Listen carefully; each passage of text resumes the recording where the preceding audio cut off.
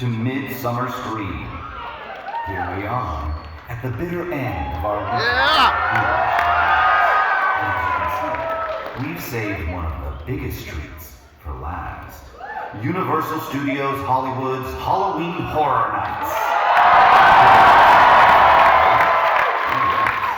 Will there be a glimpse of things to come as Halloween? Of course. Will there be a major reveal? You can bet your life. Here's the man with a sinister plan, all the way from Ireland. Please welcome John Murdy.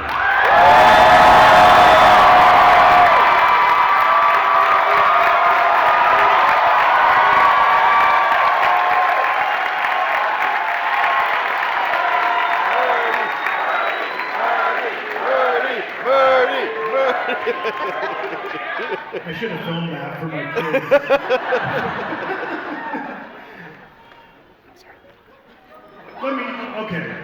Let me start with this, okay? Thank you. Thank you.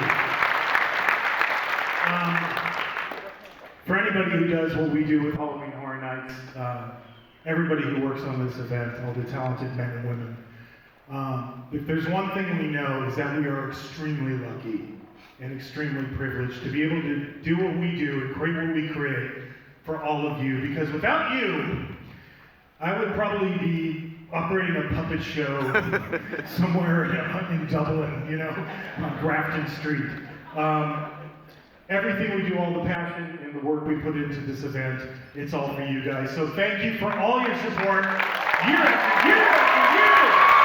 After year after year after year after year after year after year after year. This is 17 years for me now. 18 if you count 2020. Which I do. We both do.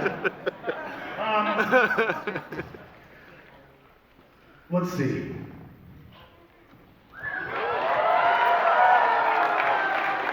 You know this, right? By the pricking of my thumb, something wicked this way comes. How about an announcement right out of the gate? Yeah! I have to ask you guys, did we announce anything when I was in the air? Because I was on a plane flight for like 11 hours. Did anything happen Friday?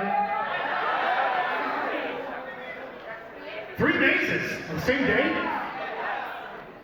How about another one? But first, a history lesson.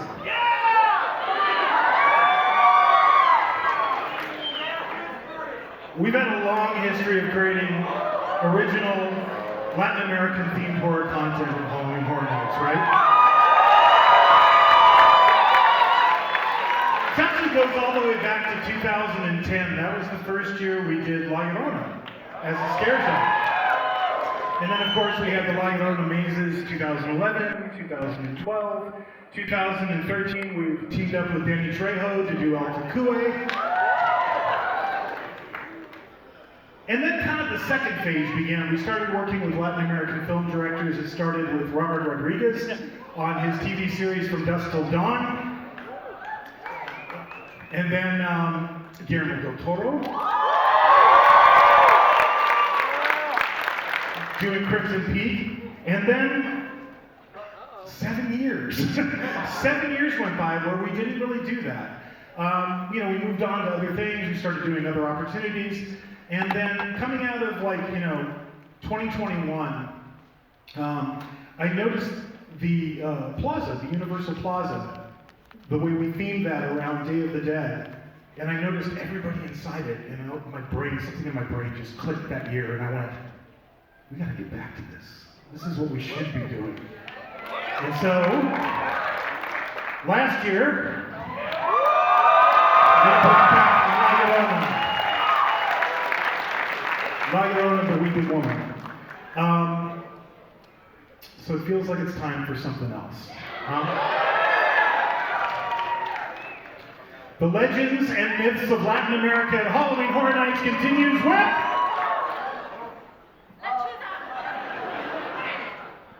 Monstruos, the monsters of Latin America.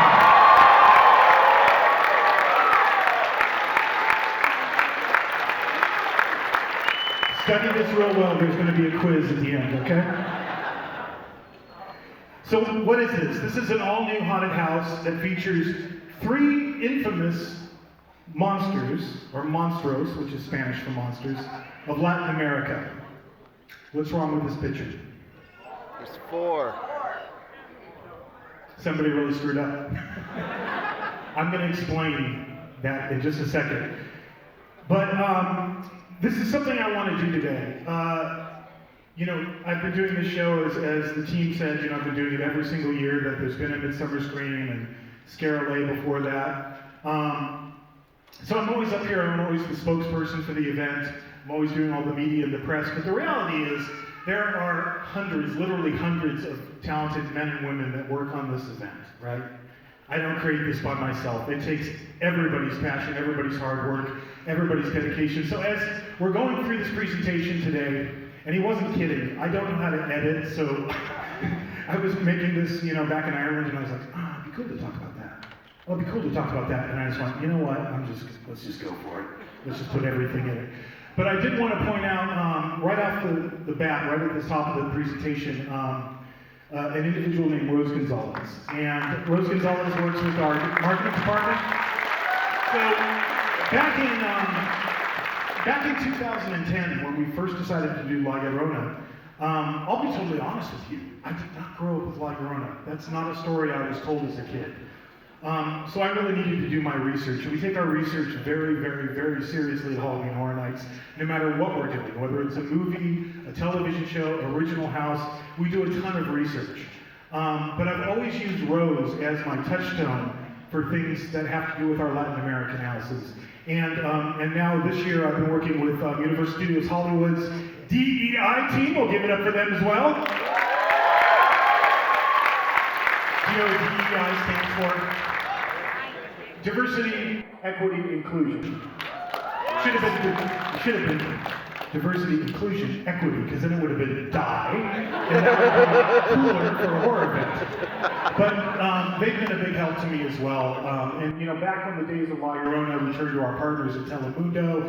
We turned to actors. We worked with Diego Luna, and he helped us out with La Llorona. When we were doing El Cucuy, it was Danny Trejo. So this team had a big impact on everything you're about to see, because I'm going to walk you through a little bit of this house. Let's meet the Monstruos.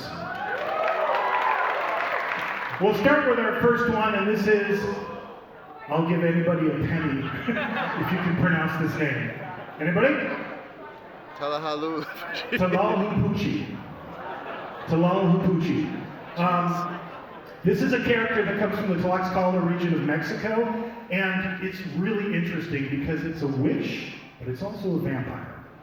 And with any of these Latin American myths and legends, they're all passed down orally for hundreds of years. In fact, Tlahuelpuchi, some people think the origins of the story go back to Aztec times. That's how old it is. But I'll give you the version that's the most common version, right? Because there are variations to the story. But in the most common version, anybody can be a Tlahuelpuchi. Could be you, could be you, could be you. You don't know when you're a little kid that you're a Tlahuelpuchi until you reach puberty. And then things start to change, as they do. And you become aware that you are in fact a Tlahuelpuchi. So a Tlahuelpuchi has to do a very, very specific ceremony, and then it transforms into one of a series of animals. But the most common one is a turkey vulture. And it flies to the house of its victim, and it sucks the blood out of them. It doesn't bite them like a vampire. It sucks the blood through the skin, and it leaves these telltale bruises and markings. So Tlahuelpuchi is the first of our monsters. And I'll give you a little facts as we go along. It came out of the research we did on this house. As late as the 1950s, there was a particular doctor in Mexico who was trying to figure out why the infant mortality rates were so high in this particular region where this story originates. And he pulled all these death certificates, and he was doing his research and he was studying, and he noticed that cause of death, all the parents were writing on it, Tlahuelpuchi, or witch. So that's what first brought this story to larger attention. The last known execution of a Tlahuelpuchi was 1973. monsters are real. Let's meet our next one. Actually, let's take a look at the character design for Tlahuelpuchi. So this is our iteration of Tlahuelpuchi. We kind of have two different versions going on here. The one you see in the white dress is more pale skin. That's a brand new Tlahuelpuchi, just started feeding. The one you see in the red, that's a Tlahuelpuchi that's been around for a while and has ingested a lot of blood. And I should say there are male Tlahuelpuchis and there are female Tlahuelpuchis. But we're going with the female Tlahuelpuchis because they are stronger than the males. Girl dad. Our next monster is Lechuza. Some of you were right on the internet. Some of you, I think they're doing Lechuza. I have no idea how you got that, but you were right. Lechuza, also known as the Owl Witch, okay? And this comes from all over Mexico, but it also comes from the southwestern United States, particularly Texas. And I'll give you, again, the most common iteration of this story. There's an old woman who lives in a village. She's the kind of old woman that, you know, people whisper about, and people become convinced that she's a witch, so they put her to death. But she comes back as Lechuza. So she's a combination old woman and a witch. And there's one particular thing that Lechuza does that's extremely creepy. And again, you can go on the internet and read all about this. There's like endless Reddit pages about people's encounters with Lechuzas. But one thing that it does is late at night, if you're in your house and you hear a baby crying, don't go outside. Because the Lechuza can disguise its voice to sound like an infant crying. And then when you go out of the house to see what's going on, it swoops down and picks you up. Monstruos Facade. In 1975, a town in South Texas, and this is documented in the press, was terrorized by Lechuza. People started seeing it, they saw it flying overhead, they started calling into their local radio stations. There's even actually a song written about this that was released called Lechuza. We're not using it in the house because it's kind of silly. But it was a huge big deal. And this is what they eventually found. Two boys made this and stuck it up in a tree, and they kept moving it around to different trees. And this is a picture from the local newspaper when the police finally figured out what was going on. Best prank ever. I need to hire those two kids for Horror Nights. Because we did stuff like that when we were kids. Did you guys do stuff like this? Yeah. We used to like rig dummies, like, you know, through a tree and make it so somebody would be walking down the street late at night and they would just suddenly stand up right in front of them. Don't do that, by the way. I remember being chased through a field by somebody when I was a kid. But the weird thing about this story is, okay, so they saw it in a tree. It doesn't explain why so many people saw it flying overhead and they described it as this huge bird. So monsters are real. And this is our design for Lechuza. And that brings us to our third and possibly last monster. And that is El Silbon. I bet you didn't figure this one out, right? Nobody? Okay. El Silbon, which translates to the Whistler, is from the Los Llanos region of Colombia, Venezuela. And it's another great story. Different iterations of the story. I'll give you the most common one. So there's a boy, which is really like a, you know, late teenager boy, living on a farm, fairly well off. He falls in love with a woman that the father does not approve of. The father tells him, get rid of this woman, but he's in love and he doesn't get rid of him. So one day the father comes into the barn and he catches the boy and the girl, and he flies into a rage and he murders the girl. Kills her right in front of the son. The son flies into a rage and murders his father. And then granddad comes home, sees what's been done, and he takes the boy out to the field, ties him to a post, whips him repeatedly with a whip until the flesh falls off his back. Then he takes like limes and like tequila and pours it in the wounds. And if that wasn't bad enough, then he sets wild dogs upon him that rip him to shreds. And as this horribly mutilated guy is stumbling towards the woods, The grandfather comes up to him and hands him the sack of his father's bones, his murdered father's bones, and says, "You are condemned for all time to carry the bones of your murdered father on your back." And he disappears into the woods, and he's not seen again. And then eventually this creature comes out of the woods that is now known as El Silbon. And it's a towering creature. Some say he's like 10, 12 feet tall. Really, really skinny, carrying the bones of his murdered father on his back. And he's known for his distinctive whistle that kind of rises and falls. If you hear this whistle and it sounds far away, that means El Silbon is actually really close. But if you hear the whistle and it sounds close, that actually means he's far away. So we'll give you a Monstruo fact about El Silbon. Aside from the distinctive whistle that gives him his name, he is said to prey primarily on womanizers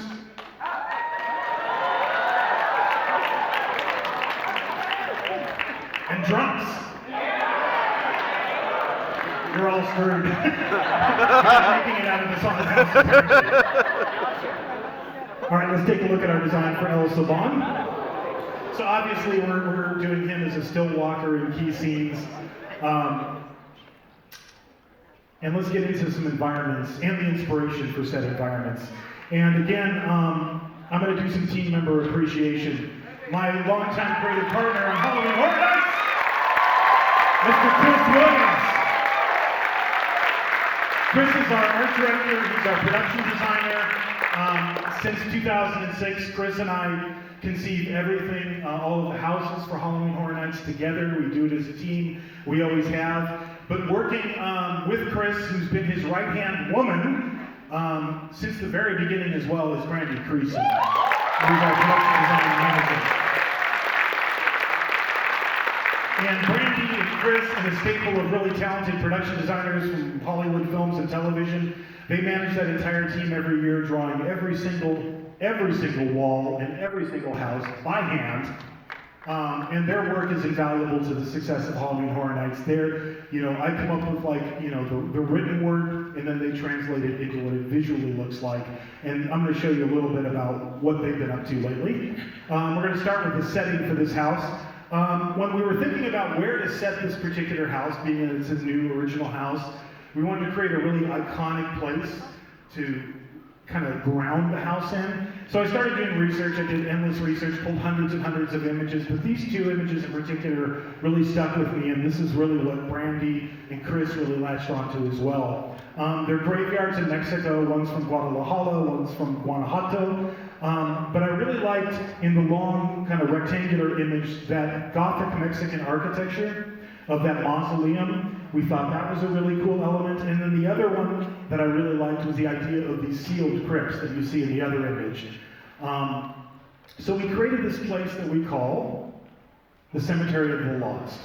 And the idea here is that this is the place where every one of the victims of these monsters are buried. And it is a forsaken, condemned place that you do not go at night because the weather is always bad. It's always thunder and lightning here. Once your relatives are buried there, you never go back to visit them. This is just where they live. This is the elevation, the color elevation for the facade. It's funny. I see what you guys say a lot of times on Twitter and whatnot. And I saw this one guy and he goes, "I think that's a mausoleum." Right? And this other guy goes, "That's impossible! There's no such thing as a two-story mausoleum." Two-story mausoleum.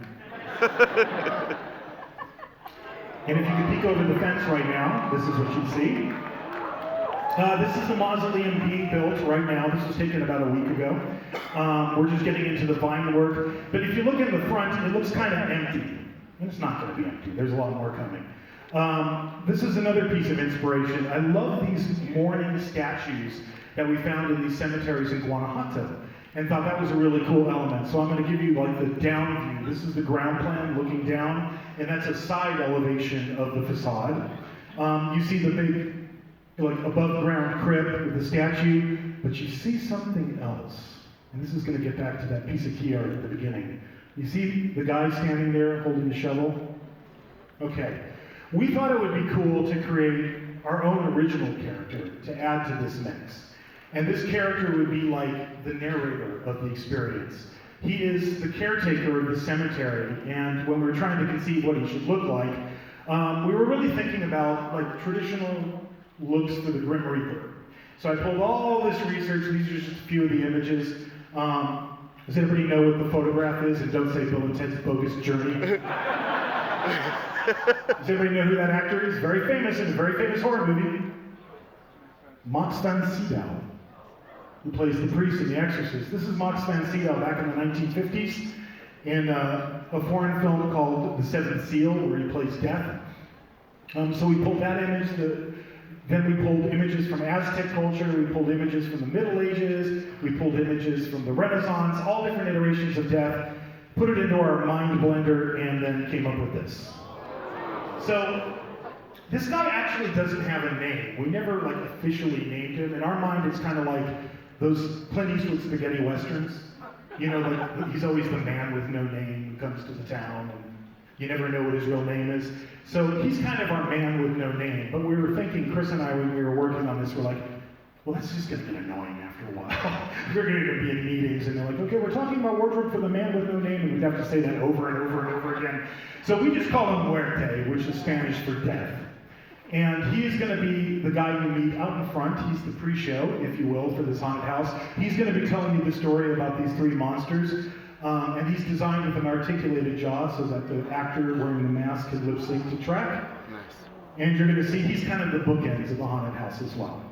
So when we came up with this idea for the cemetery, we thought, well, this is cool. This will be like the portal that you go through that transports you to all the world of these different monsters.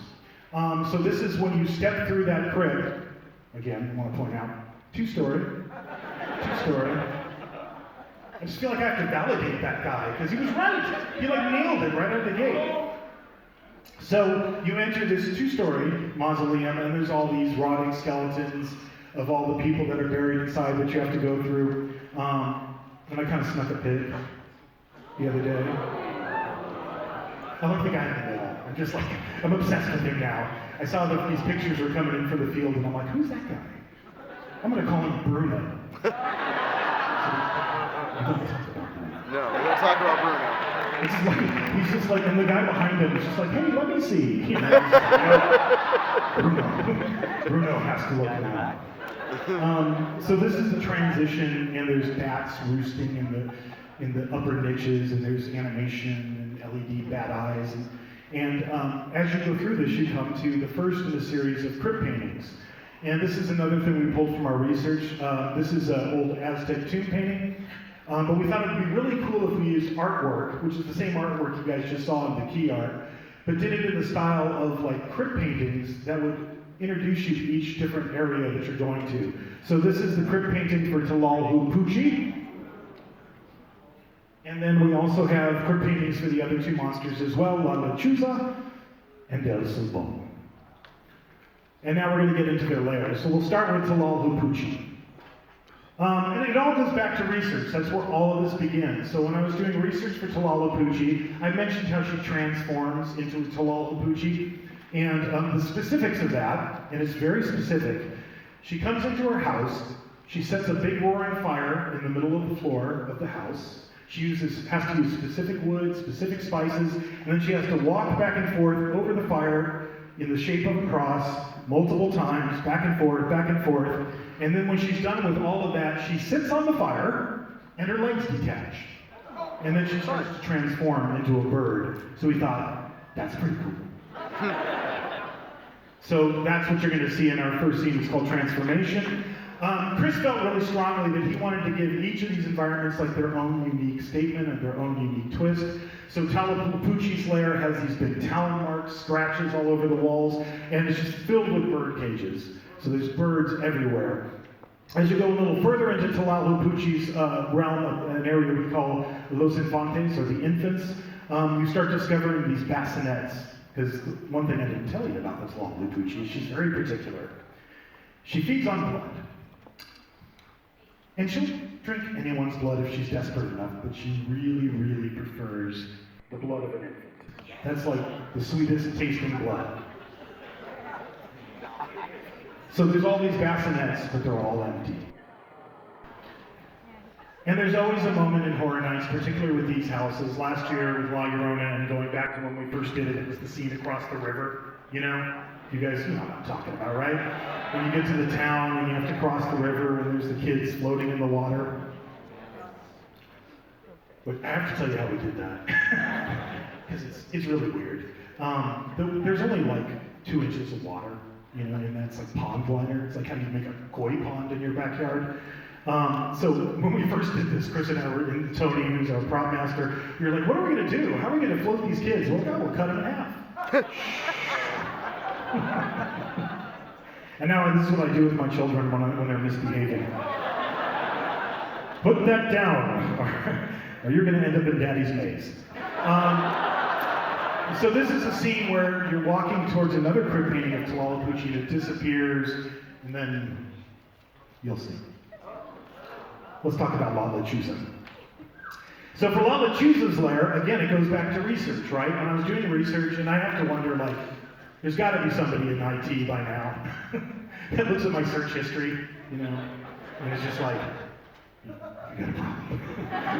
But one of the things I was researching is carnivorous birds' nests. Because there's one thing certain birds do that's really, really messed up. When they kill an animal that they're going to eat, they use their bones to decorate their nest. They like adorn their nest with the bones of their victim. And I thought, that's awesome. Lechuza's an owl. She's an owlwood. She must have a nest. So we built her a nest. So this is another color elevation of Lechuza's realm, and you see all of those bones. So her nest is made out of all these found objects, twigs and twigs, sticks and twigs, and the bones of her victims. And what this really speaks to is another member on our team that we want to appreciate and acknowledge today, Tony Lindis. Worked for us year after year after year to do all the props and dressing in our house, and there is a mountain of it, if you can imagine. And a lot of times Tony's team has to just wholly create things, and this is a good example. So I snuck these pictures from our secret offsite facility that you don't know about. And I had to crop this picture too, because if I would have left the whole picture, you would have seen like Chucky, and you can't see that yet. That's a surprise. But these are the bodies that you see in the nest that Tony and his team had to create, and then you see the work they're doing to make these, you know, places where these victims' rotting corpses are being contained. All of that is done by hand. It's all done by our props and dressing team. So give it up for our props and dressing team!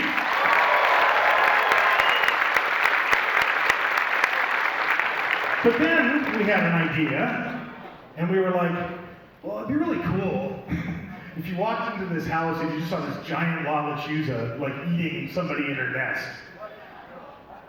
So we went to some other individuals on our team.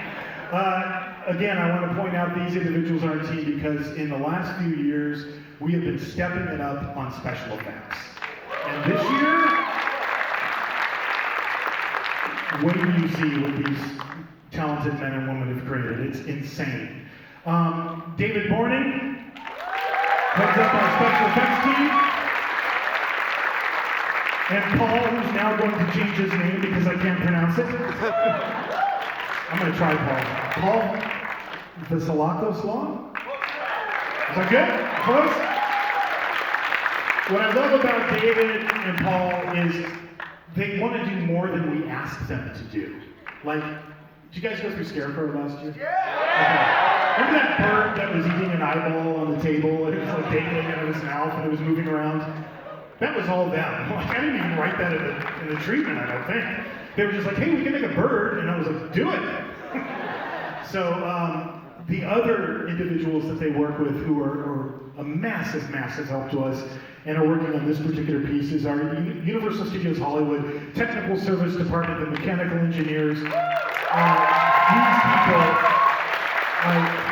I would give them the bow of, you know, wait till you see Chucky. I keep saying that, and I don't want to show you, I just want you to experience it. But they're doing stuff that I never thought we could do with Horror Nights, like this. So this is a video when we were building the Lechuza. It's like the T-1000 ectoskeleton for her. The cardboard is a severed, arm/leg, and you can see it's taking a little bite, and its wings are unfurling. And I think in my treatment when I wrote it, it didn't have any of that. And they were just like, hey, we think we can do this, and they did it. And it's amazing. The only problem is I don't know how I'm going to hide those 3 guys on set. I'm going to throw a sheet over them or something. But they're doing amazing work, and we can't wait to share it with you. All right, El Silbon. So now, we've kind of been indoors for a long time. We want to break it up. We want to do a big outdoor scene. So for El Silbon, we really wanted to take you to a village, because he typically comes and attacks people, who are leaving a village on the crossroads late at night. So, this goes back to research again. As I was doing research, I came across this, pulquerias. Does anybody know what that is?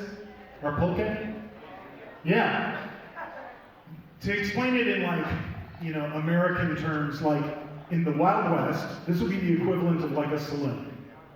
This would be a place you go for a drink, maybe some food, some dancing, some gambling, and probably a lot of fights, right?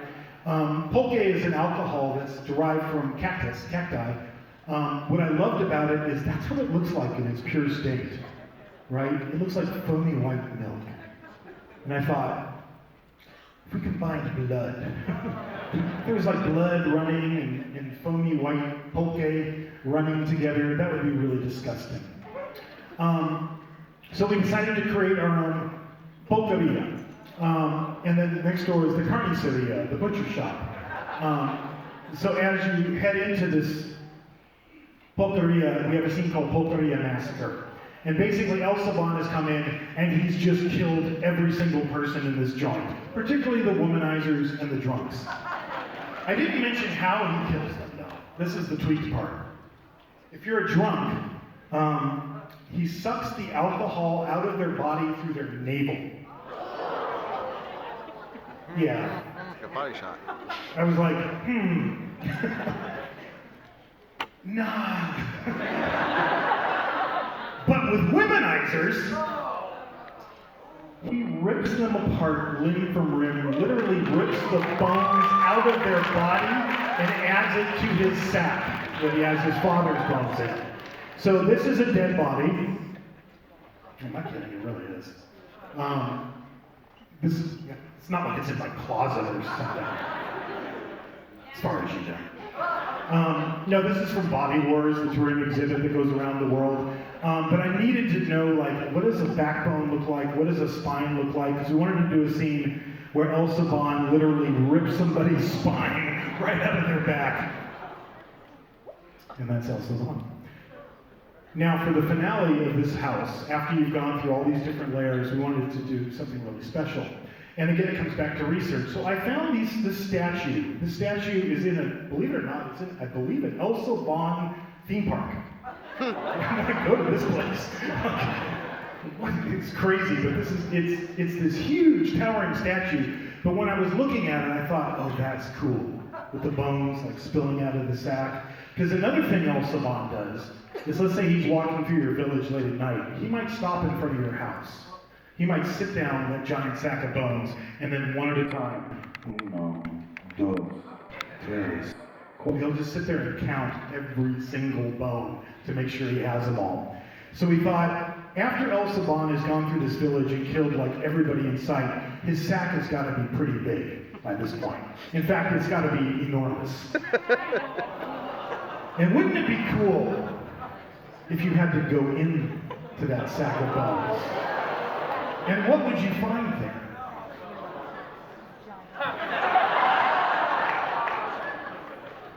You're just going to have to wait and see. All right. Let's do some more Horror Nights appreciation. Patrick McGee Effects. Patrick is a makeup artist, a creature creator. He goes all the way back. If you remember the Queen Alien from AVP, all of those amazing things, American Werewolf in London, that's all Patrick. Patrick has created some amazing stuff for us over the years. I'll share a little bit about what he's created for this house. This is the sculpt from Muerte, and again, it has a movable jaw so that it can actually lip sync to track. This is Patrick's sculpt for La Lechuza. And this is his sculpt for El Silbon, and he sent me this really cool video, so you can like watch it. And this is the part that trips me out.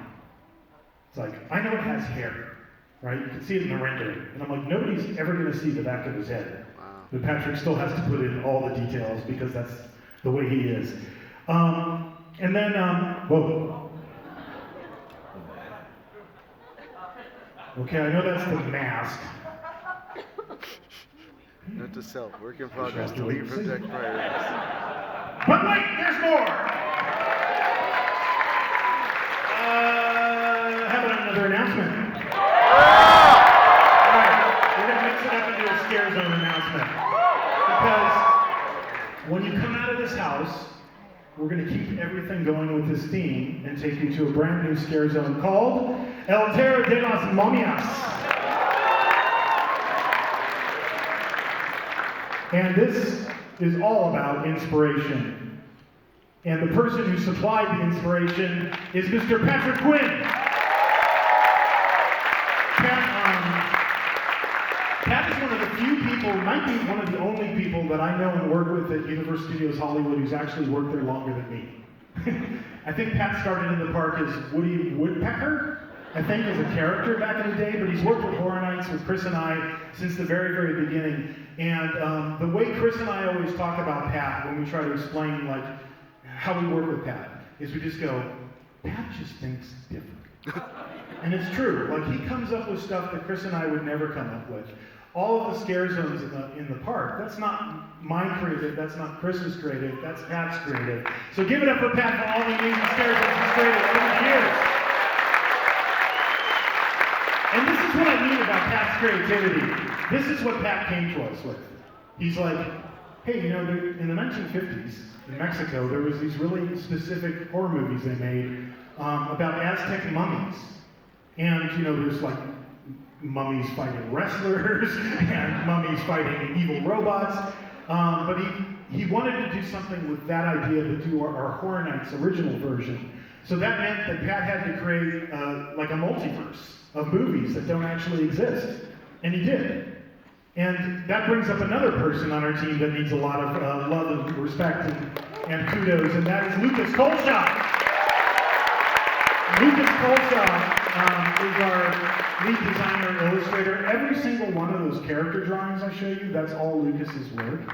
He draws all of that. If you guys remember Bride of Frankenstein Lives and all the beautiful book artwork, if you remember Holidays in Hell and all of those amazing postcards, that's all Lucas. He created all of that. So you put Pat together with Lucas, and they created a multiverse of movies that don't really exist. And it starts with The Mummy That Couldn't Die. And I love that they did, not only did they do the movie poster, they did the lobby card for the movie. And these are going to be used in the scenic, but they're also going to be used in the video that's part of the scare zone as well. So the idea is here that they made this movie, The Mummy That Couldn't Die, and it's a huge hit. And they're really excited to make a sequel. So they made The Mummy versus the Undead Skeletons in classic horror movie tradition. If it succeeds once, make 20 of them. And then they got around to make the third film.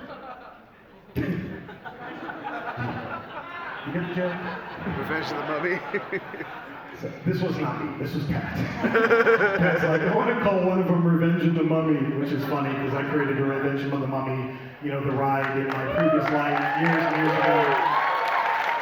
So they made Revenge of the Mummy, but by now, you know, the box office is it's not doing quite as well as the first movie in the series, but they gave it another go, and they did Escape from the Mummy script.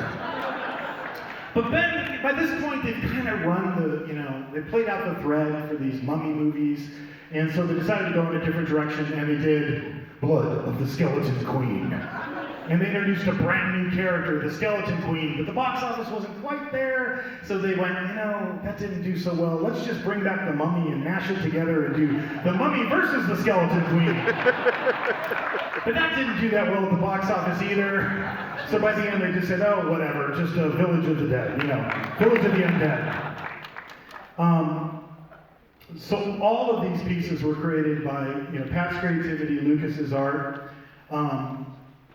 And there's a concept. Yes, scare zones actually do have a plot, but it's really simple. You gotta keep it like really, really simple, like a couple of sentences. So I'll give you my best shot at the plot of this scare zone.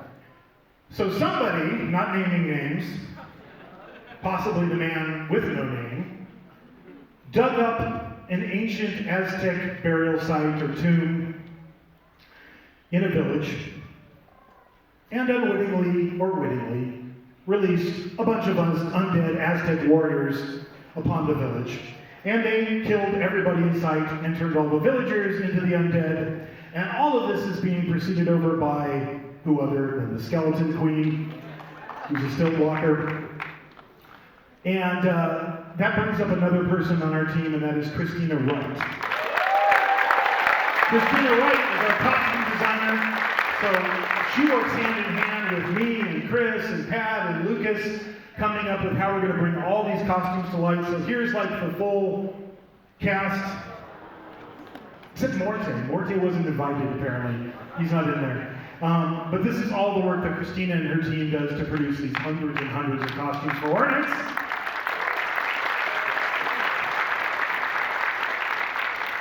What's next?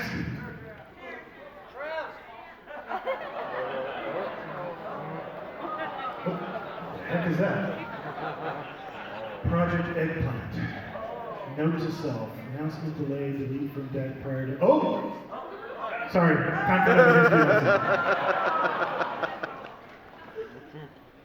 100 years ago, a legacy of horror began. This is 1923. This is a photograph taken on the Universal lot in 1923. The studio, in the silent film era, undertook possibly the biggest production of its history up until that point. A production that required the construction of massive sets unlike anything they've ever seen built on the lot before, or frankly since, including a full-scale replica of a large section of the Cathedral of Notre Dame in Paris and an entire French village. When the camera started rolling, the cast was so big that they had to invent the first PA system. That's what you see the director wearing the black hat standing next to, so that they could communicate with all of the crew members and all of the actors working on the production. The film starred Lon Chaney Sr., the man of 1,000 faces, as Quasimodo, and literally a cast of thousands. In this picture alone, there's 2,500 extras in this film. This is 1923. The film, of course, is The Hunchback of Notre Dame from 1923. And the reason why I'm talking about this and showing you all this is last year, around this time, I started thinking about, wow, next year's going to be the 100th anniversary of Hunchback. And it actually came out in the movie theaters September 6th. So like right when it's 100 years old, Horror Nights is going to open, right? So it felt like we needed to pay tribute and homage to the films that started a franchise that we know today as the Universal Classic Monsters, right? Because without Hunchback, none of this would have ever happened.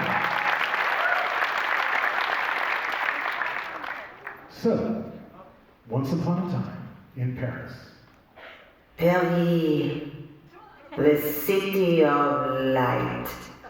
But underneath her bustling boulevards, her noisy cafes, silence is king, and darkness reigns. 60 feet beneath the city streets of Paris, there is an empire of the dead. Yep. The bones of 6 million Parisians are buried there in an underground catacomb. But something else is down there too. The Phantom of the Opera. Far beneath, the Palace Garnier, better known as the Paris Opera House. In his underground lair, the Phantom is still down there, and he's not alone. There's someone else down there too. Quasimodo, the Hunchback of Notre Dame, has literally gone underground. Meanwhile, in London, the local authorities are searching for 2 doctors who are involved with unethical, illegal experiments. The first doctor is Dr. Jack Griffin, better known as the Invisible Man. The second Doctor is Dr. Henry Jekyll, Yep. whose experiments have led him to embrace the darker side of his nature, known as Mr. Edward Hyde.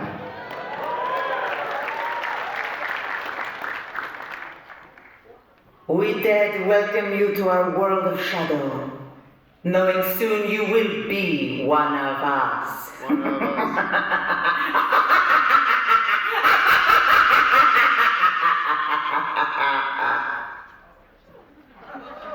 The Universal Monsters legacy of Halloween Horror Nights continues with a house we just announced on Friday, I believe. Universal Monsters Unmasked.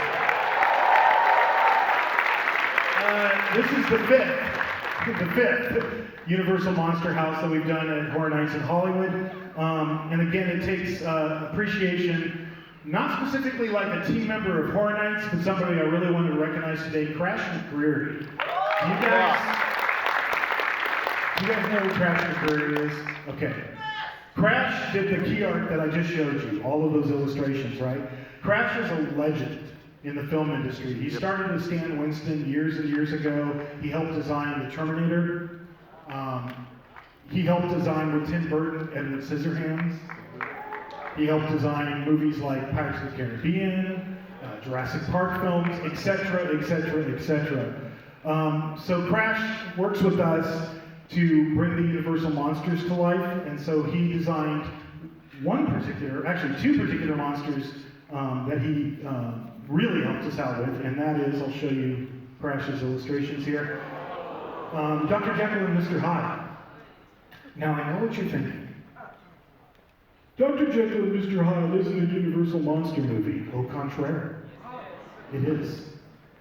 We made a silent version of Dr. Jekyll and Mr. Hyde, like before the studio even came west and became Universal Studios Hollywood. It was what was called a two-reeler in those days. 2 reels of film, 26 minutes long, silent film.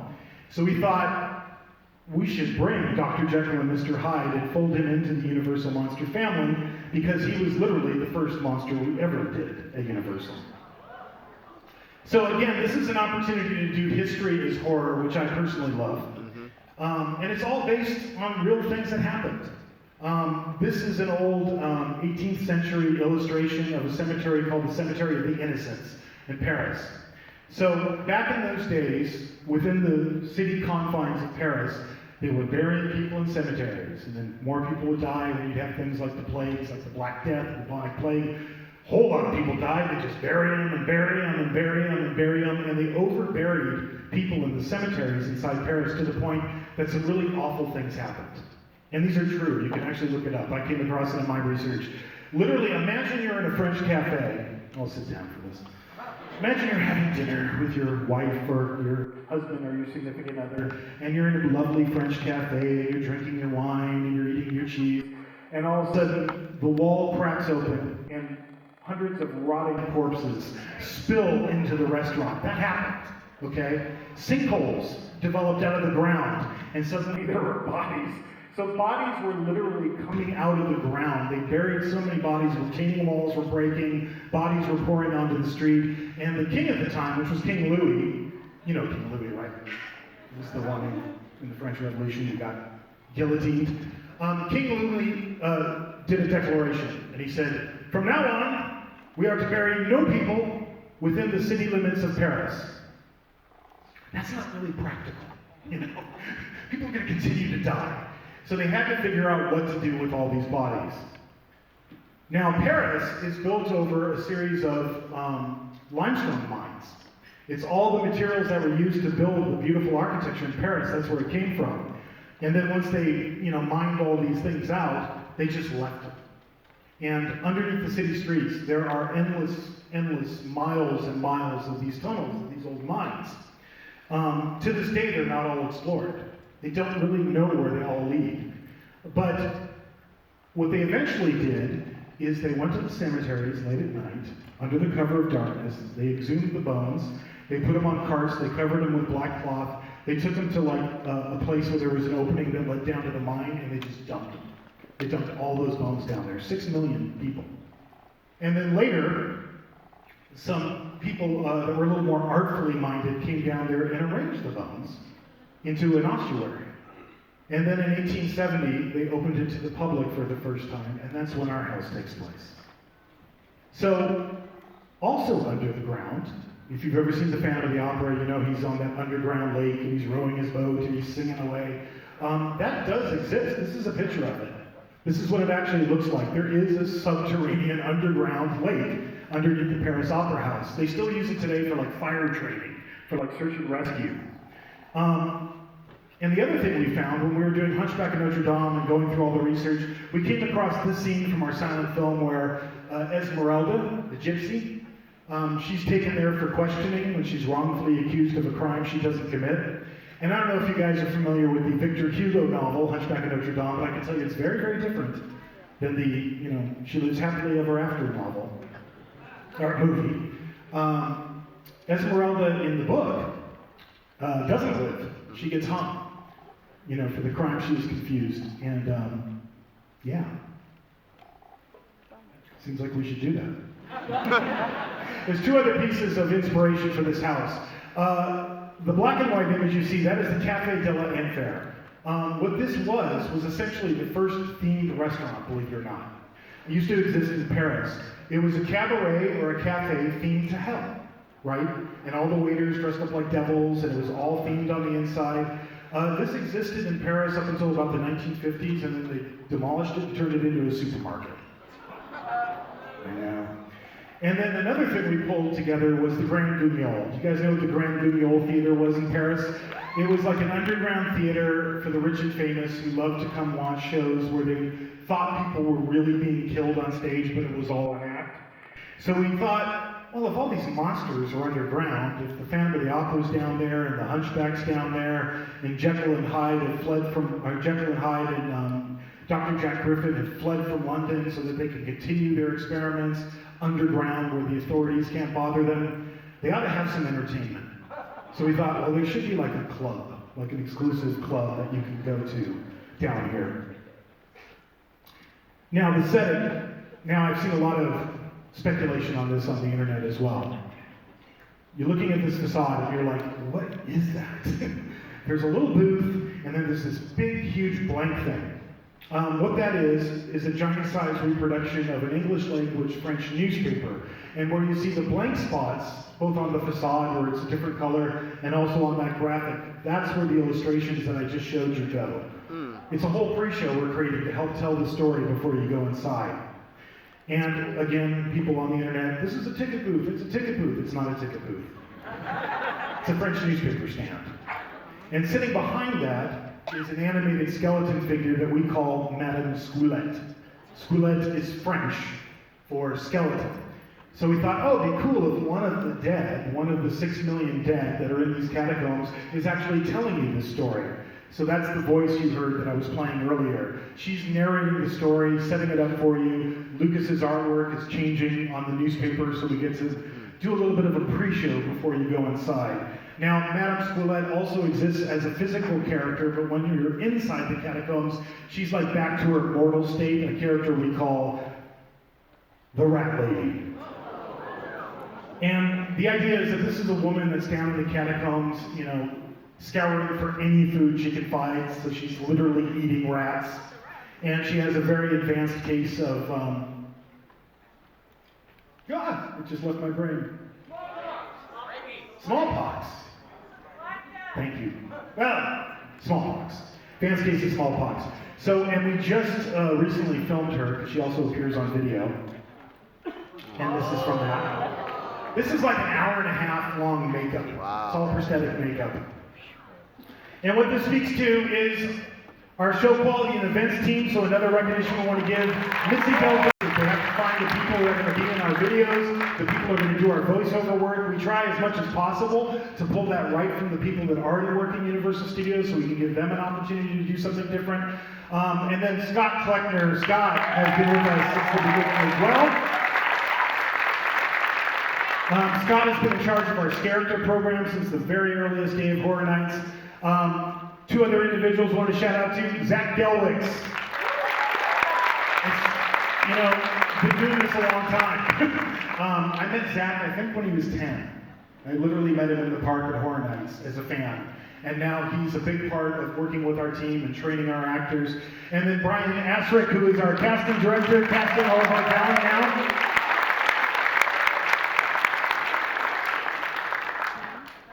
And here's a sneak peek of what's inside.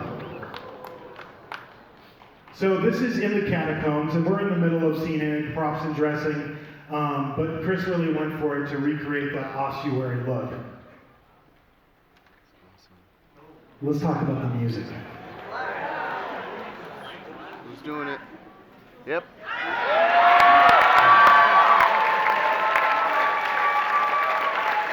So, God, 10 years ago.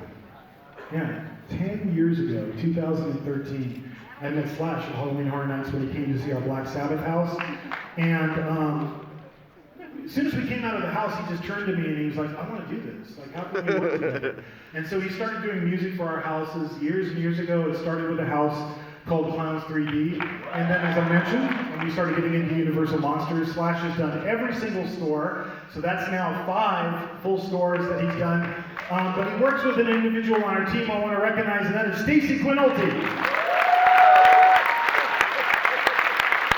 Stacy co-writes everything with Slash. Co-writes all the music, arranges it, produces it. So Stacy and Slash, before I was heading out for this, I was like, hey, you got a track? Got a track we can share with these people with Midsummer Scream? So we're going to play you one track from the new score for Universl Monsters Unmasked. It's a track called Silent Screams that features the work of Slash and Stacy Quinolti. Have a listen.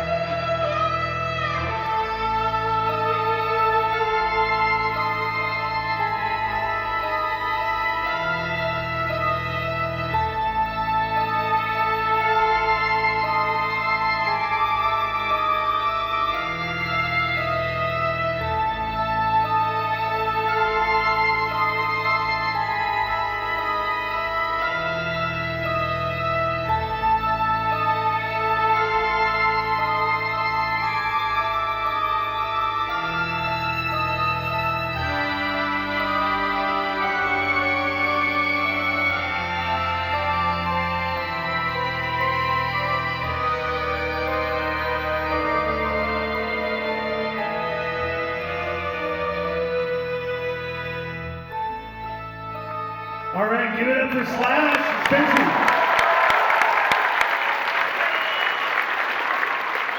You know, back in 2021, we're almost to the end here. Remember we did The Bride of Frankenstein Lives? People have been asking me, remember back in 2021, we had to all wear masks, we're still in that point. So, like, nobody ever got to see what The Bride of Frankenstein looked like. And people have been asking me on Twitter, and, you know, hey, can we see what The Bride of Frankenstein looked like? So, I brought this with me. I just thought you might, like, enjoy this. This is a time-lapse that Pat McGee shot of The Bride of Frankenstein's makeup. So it was full prosthetic makeup to get that burned look. It's probably an hour in the chair, a little bit longer. And I was thinking, it's such a shame that nobody got to see that, right? Seems like you should get an opportunity to see that, doesn't it?